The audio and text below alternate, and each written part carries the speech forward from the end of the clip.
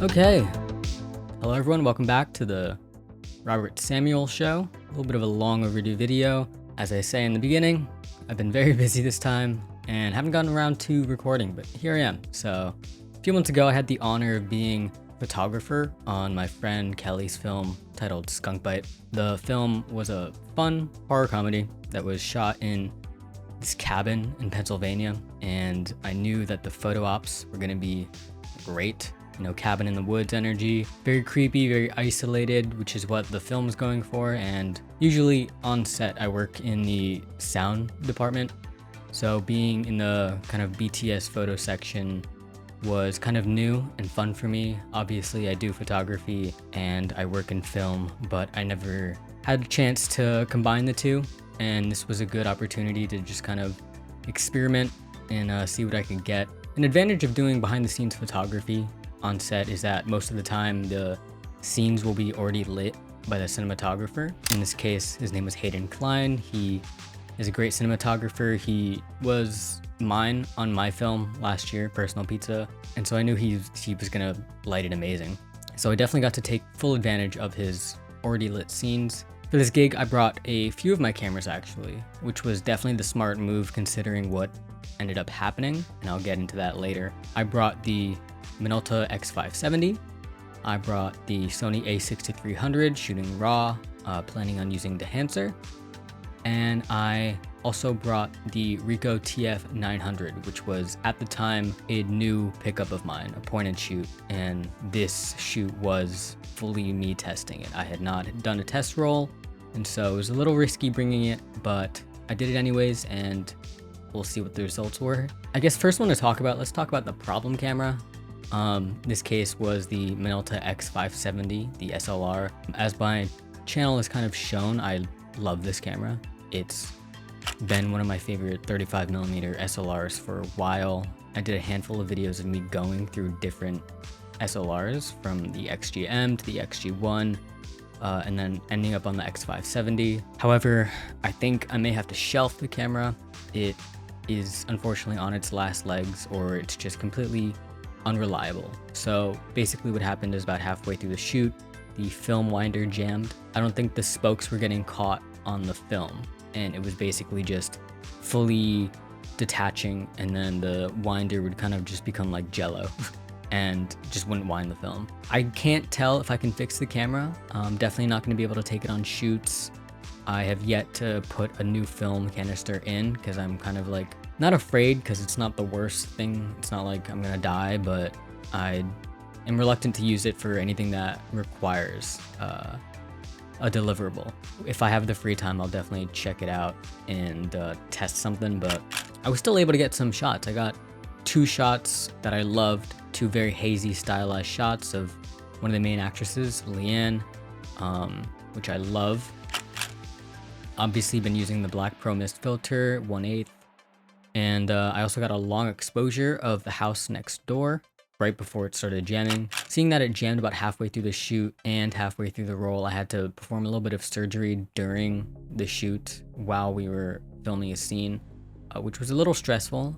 I had not really realized the problem, so I fully rewinded the film into the canister, but then I realized I needed to get that film back out. I was trying to retrieve that from the canister, and I didn't have the right tools to get the film out of the canister and get that little like inch sleeve out, but managed to do it. And then later when I got home, I ended up putting it into the Canonet. Good news is that I was able to salvage that roll. I think I only wasted about 2 or 3 shots in the middle, which is honestly great. But yeah, I won't be relying on the X570 anytime soon. The TF900, the new camera, the new point and shoot, was definitely a gamble as well. I bought it untested on eBay, and in fact, the previous roll from the previous owner was inside of the camera. They'd shot Kodak Gold, and there was like 2 shots left on it. Also a very old roll. It was expired very clearly. There was definitely some cool shots on there. I haven't fully looked at the film that came back from that, besides just looking at the negatives. I didn't want to scan all of those, but definitely some cool stuff from Ellis Island, actually. Statue of Liberty, kind of crazy. The photos are great though, exactly kind of what I expected from the point and shoot. The glass is good. I'm definitely gonna make a whole video about point and shoots soon, because I do have a lot to say about that and the concept of point and shoots. But for the Ricoh TF900, lens was sharp, captured a lot of the intimate moments, kind of less BTS and more of just kind of the candid moments. The one thing I like about this camera is that specifically it doesn't have a zoom lens, it has two lenses, and that they swap.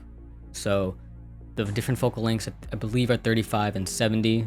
Less mechanical error, but also more mechanical chances for error. One thing I did notice is that the flash has a crazy vignette on one of the corners, just because of where the flash is placed on the camera. Don't know how I can really combat this, but it wasn't that big of a deal. It is just very apparent on a handful of the photos. But obviously, the real star of this set and the show was Dehancer. I knew I had to bring the A6300 because I wanted to have something reliable and something to deliver to Kelly at the end of the shoot. Analog shooting is great, but unless I have a setup that works 100%, I'm not going to fully rely on it, and my intuition was correct. But I did get a handful of good film photos, but the digital photos looked amazing. I have gotten a lot better with Dehancer. I focused a lot on getting portrait style photos rather than kind of just widescreen stills, which I thought would be a little bit boring. I wanted to get more like single shots of the crew and of the scenes, rather than just kind of replicating what the camera was seeing, what the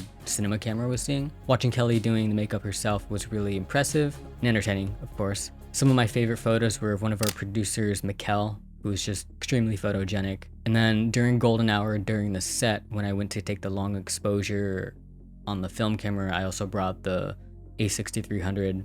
And I got some landscapes because the location we were shooting at was just very isolated and photogenic.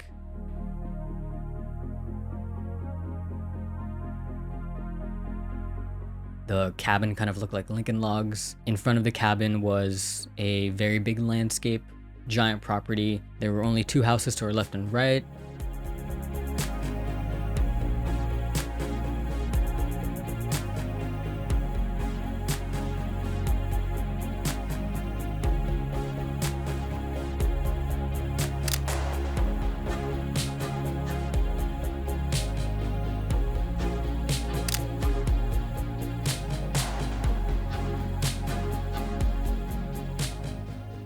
And then there was a nice river behind the cabin, which didn't look that great because it was a little bit overcast for most of the shoot days, but definitely a very cool environment. I wish I had more time to walk around the town and definitely take more photos, but it just didn't call for that type of thing. Someone was paying for the time that we were there, and overall, I love the experience of having a different role on set. I love merging my two creative passions together and allowing myself to experiment with photography in environments that I don't usually shoot in. I would love to continue this type of work if the opportunity arises. Until then, I'm going to continue practicing. I probably wouldn't advertise myself as a BTS photographer yet.